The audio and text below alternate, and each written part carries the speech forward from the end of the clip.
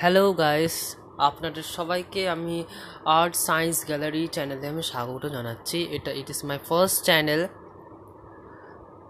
তো আপনারা এখানে সায়েন্স বেসড চ্যাপ্টার্স সব দেখতে পাবেন। আজকে আমাদের টপিক হচ্ছে elements of weather and climate part 1। Weather and ক্লাইমেটের পার্ট 1 আজকে আমি আপনাদের বলতে চলেছি। তো প্রথমে কোশ্চেনটা আসবে যে ওয়েদার জিনিসটা মানে কি। Weather মানে একটা term of weather refers to the state atmosphere of particular place over a period of time. Weather এক একটা সিজনে এক একটা সময় আর এক একটা জায়গার সময় ওয়েদারটা হয়, সেটাকেই ওয়েদার বলে।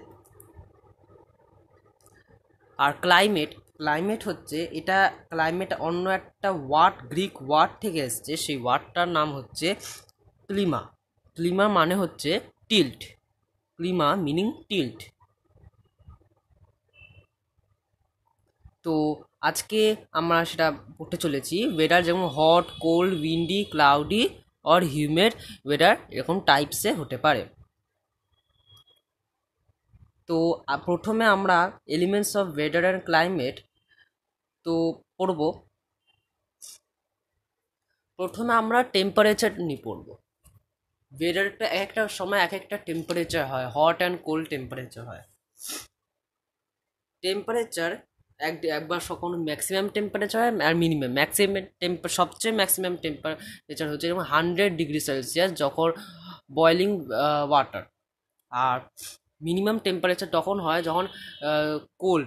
যেমন এক্সাম্পল দিয়ে বলতে পারি আইস কিউব, যেরকম 0°C it is the freezing point of water and 100°C is the boiling point of water. এই টেম্পারেচারটা একটা যন্ত্রটি ইনস্ট্রুমেন্ট দিয়ে মাপা হতো, যেটার নাম হচ্ছে থার্মোগ্রাফ। এই থার্মোগ্রাফটা যে ইনভেন্ট করেছে সেটার নাম হচ্ছে জেমস সিক। এখানে আপনারা যে ছবিটা দেখতে পাচ্ছেন, ইনি একজন সায়েন্টিস্ট যার নাম হচ্ছে জেমস সিক। ইনি এই থার্মোগ্রাফ যন্ত্রটা আবিষ্কার করেছিলেন। আর সেম যন্ত্রের ছবিটা আমি এখানে দেখাতে চাই। থার্মোগ্রাফ আমি আবার দেখাচ্ছি।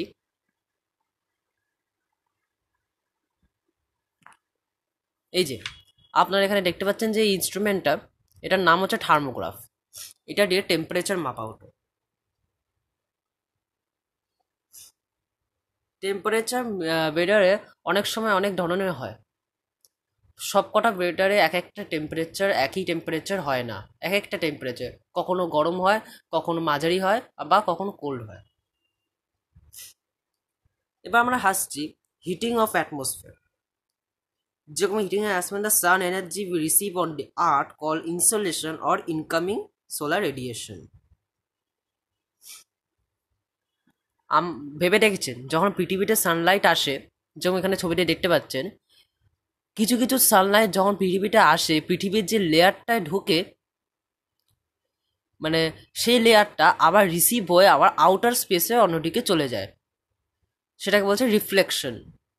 Reflection of light off solar Sunlight reflect হয়ে কিছু কিছু লাইট চলে যায় আর কিছু লাইট অ্যাবজর্ব করে নেয়। আপনারা তো নিশ্চয়ই শুনেছেন আমাদের আর্থের মিসোস্ফিয়ার লেয়ারে একটা ওজোন গ্যাস আছে, ওজোন লেয়ার, যেটা আমাদের সানের আলট্রাভায়োলেট রেস থেকে আমাদেরকে বাঁচায়, যাতে আমাদের স্কিনে না লাগে। কিন্তু স্কিনে লাগলে it is harmful for our skins. তো কিছু রেস রিফ্লেক্ট হয়ে যায়, কিছু রেস মেঘ, ক্লাউড বা ওরা অ্যাবজর্ব করে নেয়। এবার আসে না ফ্যাক্টরস এফেক্টিং টেম্পারেচার।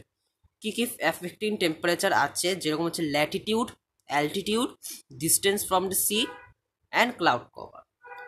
প্রথমে আমরা ল্যাটিটিউডটা পড়ব। Temperature various with Latitude to the north and south of the equator. This is partly due to the spherical shape of the earth. It is changed the angle and sun rays strike the earth and its moves orbit the sun. The tilt earth axis and the revolution of the earth, it determines which pole is tilted to face the sun and which pole faces away from the sun in one season. আপনারা তো আগে ছোটবেলায় পড়েছেন যে পৃথিবীতে কটা hit Jones আছে। আমাদের 3 মেন্স হিট জোনস আছে অফ আওয়ার আর্থ। এই যে আপনারা এখানে দেখতে পাচ্ছেন হিট জোনস অফ দি আর্থ, একটা নাম হচ্ছে ফ্রিজিস জোনস, আর একটা হচ্ছে টেম্পারেট জোন, আর একটা হচ্ছে টরিড জোন। ফ্রিজিস জোন হচ্ছে যেটা সব একদম একটা নর্থ পোলে আছে, একটা সাউথ পোলে, মানে একটা আর্কটিক সার্কেলের উপরে আছে আর একটা অ্যান্টার্কটিক সার্কেলের নিচে আছে। ফ্রিজিস জোনসটা সবচেয়ে কোল্ড জোন হয়, এখানে টেম্পারেচার খুবই কোল্ড। নেক্সট আসছি টেম্পারেট জোন। টেম্পারেট জোনটা tropic of cancer and tropic of ক্যাপ্রিকনের ওখানে আছে। এই টেম্পারেট জোনটা মাঝারি হয়, মানে ঠান্ডাও না ও গরমও না, দুটোই সমান 50-50। আর লাস্টে আসছে টরিড জোন। টরিড জোন হচ্ছে একদম ইকুয়েটারের মাঝখানে, যেখানে আমরা আছি, মানে আমাদের দেশ মাঝামাঝি টরিডে আছে। ওই জায়গাটায় খুবই হট, কারণ ওখানে সানলাইট ডাইরেক্টলি পড়ে, সানলাইটের রেসটা ওই টরিড জোনে ডাইরেক্টলি ওখানে পড়ে। তো আমরা কি জানলাম যে পৃথিবীর মধ্যে 3টে জোনস আছে, the heat zones of the earth, frigid zone, temperate zone and torrid zone. এবার আমরা আসছি নেক্সট অ্যালটিটিউডে। Air become less dense and we go higher above the sea level. Dust particles and water vapor will absorb heat and present bulk closer to the earth. আপনারা লিখেছেন যে লুডিয়ানা আর সিমলা ওরা দুটো same অ্যালটিটিউডে আছে, কিন্তু তার দুটোর মধ্যে একটা জায়গা একটু বেশি কোল্ড হয়, আর একটা জায়গা আর একটু তার চেয়ে কম বা বেশি হয়। আপনারা কেন জানেন এটা হয়? Ludhiana and Shimla lie in the same latitude, but the latter is cool because it is situated at the higher latitude. মানে আমাদের পৃথিবীর ল্যাটিটিউডটা একটা বরফ খুব হয় ইচ অফ দ্য ল্যাটিটিউড। তো একটা ল্যাটিটিউডের মধ্যেই দুটোই আছে, কিন্তু একটা জায়গা মানে যেরকম লুডিয়ানা বা সিমলা যে কোনোই বলতে পারো, যেটা মানে হাইয়ার ল্যাটিটিউডে আছে, অনেকটা উপরে আছে, ওর জন্য একটা বেশি কোল্ড হয় আর একটা তার চেয়ে একটু কম হয়। Thus all hill stations are cooler than places in the plain same latitude. এবার আমরা আসছি distance from the sea. As water takes longer to heat up and cool down in relation to the land, it affects the temperature condition of the coastal areas. Daily range of the seasonal range of temperature are both high. This is the reason why Delhi experience extreme daily and seasonal temperature. Mumbai has very low daily and seasonal range of the temperature. আপনারা আগেও পড়েছেন যে C bridge আর land bridge. এই যে C bridge আর land bridge, তো এখানে তো যে যখন ডে হচ্ছে, ডেতে সি থেকে আমাদের কুল সি ব্রিজ আসছে, ঠান্ডা হাওয়া আসছে, আর ল্যান্ড থেকে ওয়ার্ম এয়ার মানে গরম হাওয়া সি দিকে যাচ্ছে, আর সি ঠান্ডা হাওয়া দিচ্ছে ল্যান্ডে। দিনের সময় ল্যান্ড গরম থাকে আর সি ঠান্ডা থাকে। এটাই আমাদের দিনের বেলা আমাদের ল্যান্ডটা টেম্পারেচারটা হট থাকে আর সি এর টেম্পারেচারটা কুল থাকে দিনের সময়।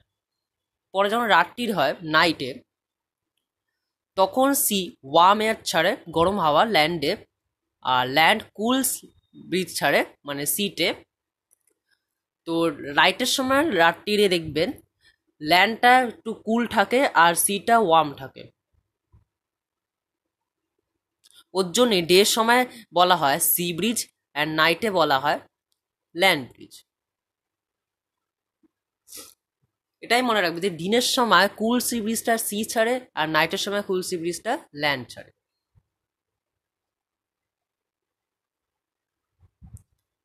তো এবার আমরা আসছি নেক্সট ক্লাউড কভারে। ক্লাউড কভার, এখানে The cloud cover influences the temperature of a place as it affects the incoming and outgoing solar radiation of the atmosphere. আমি যেমন একটা পয়েন্ট বলছিলাম, ক্লাউডি ডেজ আর কুলার দেন ক্লিয়ার ডেজ। দেখবেন cloudy যখন যেই দিনটা cloudy হয়, আকাশ পুরো মেঘে ভর্তি থাকে, সেই দিনটা এমনিটা খুবই ঠান্ডা হয়, মানে বাকি দিনের চেয়ে বেশি। যেদিন আকাশ পরিষ্কার থাকে সেদিনটা গরম থাকে, আর যেদিন ক্লাউডি ডেজ থাকে সেদিনটা ঠান্ডা থাকে, টেম্পারেচারটা ঠান্ডা থাকে। তারপর আমি আরেকটা পয়েন্ট বলবো, এটা cloudy nights are warmer because the heat is trapped by the cloud cover.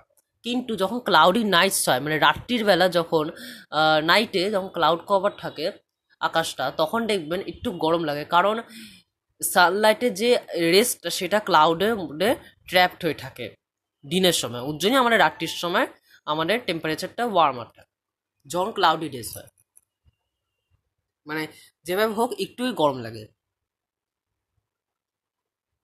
And clear sunny days cause the ground to heat instantly, so the ground temperature rise. আমাদের কিছু টাইপস অফ ক্লাউডস আছে, আমি কিছু ছবি দেখাচ্ছি types of ক্লাউডসে। এই যে এখানে আপনারা দেখতে পাচ্ছেন আমাদের অনেক ধরনের টাইপস অফ ক্লাউডস হয়। আমাদের যখন সাইক্লোনিক ক্লাউডস হয়, সাইক্লোনিক ক্লাউডস যেটা আমাদের লো, মিডিল অ্যান্ড হাই লেয়ারে তিনটেতেই অবস্থিত, যেটার নাম হচ্ছে, আপনারা এখানে ছবিতে দেখতে পাচ্ছেন, ওই সাইক্লোনিক ক্লাউড বলে। মানে ওটা সাইক্লোনের সময় বেশিরভাগ হয়, বা টর্নাডো যখন। তারপর আমাদের এমনিতে যে সাইক্লোন বা এমনিতে হয় যেটা, সেটা হচ্ছে নিম্বস্ট্রাস, যেটা আপনারা একটা ছবিতে দেখতে পাচ্ছেন। ওটা একদম লো লেয়ারে হয়, একদম নিচে, যেটা আমরা এমনি বৃষ্টি হয়। এই যে আপনারা যে দুটো দুটো মেঘে কথা বললাম, এই দুটোর নাম হচ্ছে রেন মেকার ক্লাউডস, মানে দুটো ক্লাউডসই রেন দেয়। নেক্সট ক্লাউডস হচ্ছে কিউমুলাস। কিউমুলাসটা হচ্ছে লো লেয়ারে আছে। তারপরে নেক্সট হচ্ছে স্ট্র্যাটোকুমুলাস, এটাও লো লেয়ার। দেখুন সবটি ক্লাউডের ডিজাইন, শেপ সব কটা আলাদা, ডিজাইন, শেপ, সাইজ। নেক্সট হচ্ছে স্ট্রেটাস, এটাও লো লেয়ারে। এবার আমি আসি মিডিল লেয়ারে। মিডিল লেয়ারে যেরকম অ্যালট্রটাস, তারপর হচ্ছে অ্যালট্রোমোলাস।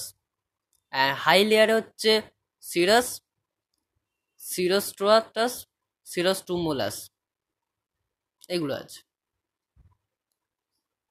এগুলো হাই লেয়ারে যেগুলো আছে সেটা অনেকটা উচ্চতায় থাকে, মানে একদম স্পেসে চলে যায় না, মানে মাঝারি ওখানে থাকে। এগুলো ছিল সব টাইপস অফ ক্লাউডস। নেক্সট আসছি, আরও কিছু ক্লাউডস হয়, কিন্তু বেসিক্যালি ওগুলো ক্লাউডস না। আমি দেখাচ্ছি, এই যে চারটে জিনিস হয়: fog, smog, dew and frost.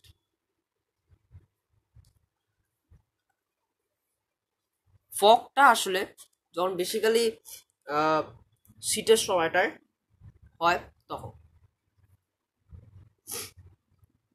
Fog is actually cloud that forms close to the ground. ফগটাও কিন্তু অ্যাকচুয়ালি একটা ক্লাউডই, কিন্তু ওটা আমাদের নিচে গ্রাউন্ডের সাথে অনেকটাই যুক্ত থাকে, মানে অনেকটা নিচে থাকে, সেটাকে ফগ বলা হয়।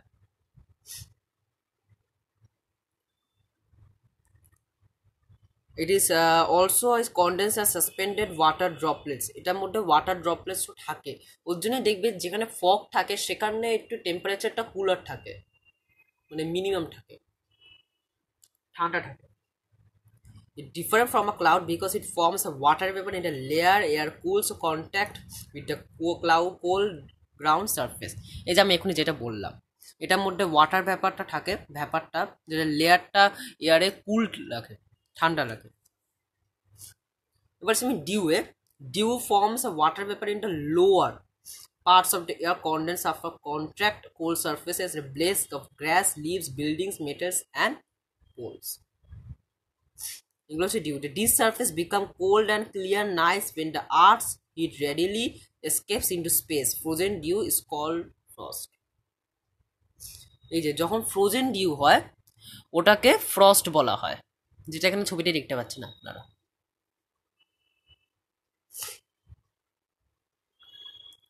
তো এগুলো ছিল কিছু টাইপস অফ ক্লাউডস। স্মগও একটা ক্লাউড সি বলতে পারেন।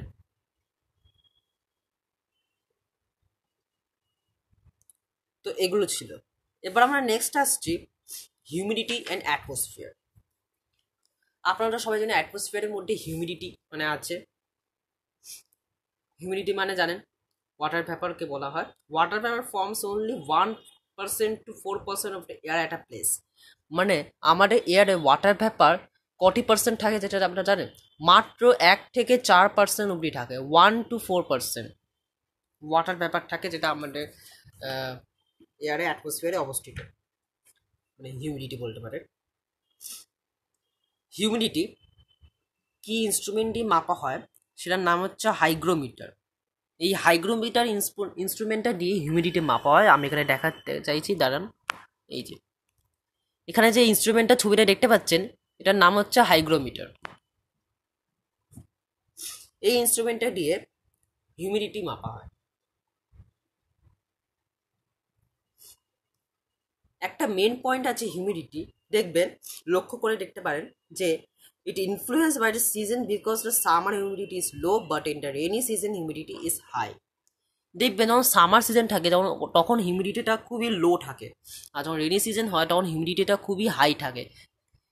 কারণ আমি কেন বলছি, কারণ সামারের সময় হিউমিডিটিটা কম থাকে কারণ তখন সানলাইট সব ওয়াটার ভ্যাপারটাকে নিয়ে নেয়, আর রেনের সময় রেনি সিজনের সময় এয়ারে বাতাসের মধ্যে অনেকটা ওয়াটার ভ্যাপার থাকে, তো তখন হিউমিডিটিটা ম্যাক্সিমাম থাকে। আরও একটা পয়েন্ট আছে যে humidity is also influence by cloud cover and nearness to sea, therefore coastal areas experience high humidity. Coastal এরিয়াসে দেখবেন ওখানে হিউমিডিটিটা খুবই হাই থাকে কোস্টাল এরিয়াসে। আর the water vapor in the atmosphere has the ability to absorb heat, therefore cloud cover would absorb a part of insolation during the day. At night, it would prevent terrestrial radiation যেরকম emitted by the earth from escape. একটা good to known আছে যেটা আপনার জানলে খুবই ভালো, যেটা হচ্ছে সাবলিমেশন। সাবলিমেশন মানে কি জানেন? সাবলিমেশন মানে হচ্ছে solid ice and evaporate and directly turn into water vapour without going through the phase condensation in the liquid form. This is known as sublimation. আপনারা সবাই জানেন যে ইভাপোরেশন হয়, তো ইভাপোরেশন হওয়ার পর ক্লাউডে যখন যায় ওটা জলটা সলিড আইস হয়ে যায়। যে ওয়াটার পেপারটাকে যে সলিড আইস হয় তারপর আবার ওটা লিকুইড ফর্ম হয়, লিকুইড ফর্ম হয়ে তারপরে ওটা আমাদের বৃষ্টি হয়ে নামে আমাদের ল্যান্ডে। এই যে সলিড আইসটাকে একদম লিকুইড ফর্মে যেটা আনা, এই ফুল প্রসেসটাকে বলছি সাবলিমেশন। আর আপনার ইভাপোরেশন মানে তো জানেন না, evaporation the process by which water changes into water vapour or heating. মানে ইভাপোরেশন মানে যে জলটা ওয়াটার ভেপার করা হয় হিটের দ্বারা, যেমন সানলাইট, ওই পুরো প্রসেসটাকে বলে ইভাপোরেশন। ডিউ পয়েন্ট মানে এটা, ডিউ পয়েন্ট মানে হচ্ছে এটা temperature at which air gets saturated is called the dew point. Dew point varies with the amount of water vapour in the air.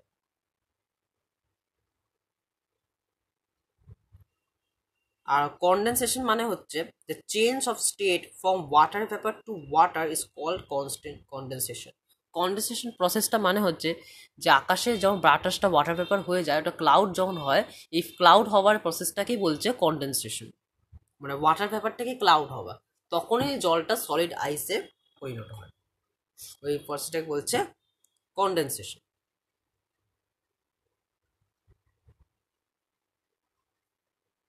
তো এত অবধি ছিল। তো আজকে আমরা ওয়েদার অ্যান্ড ক্লাইমেটের পার্ট 1টা আজকে আমরা পড়েছি। আপনারা যদি ভালো লাগে তো প্লিজ লাইক, শেয়ার, কমেন্ট ও সাবস্ক্রাইব করে দেবেন। আমি আবার নেক্সট ব্লগে আসবো ওয়েদার অ্যান্ড ক্লাইমেটের পার্ট 2 নিয়ে, তখন আরও জানতে পারবেন পার্ট 2। আমাদের সায়েন্স রিলেটেড ভিডিও দেখার জন্য আমাদের ভিডিওর সাথে মানে চ্যানেলের সাথে যুক্ত থাকবেন। আমি আবার নেক্সট ব্লগস নিয়ে আসবো ওয়েদার অ্যান্ড ক্লাইমেট পার্ট 2 নিয়ে। Thank you for watching the video. By.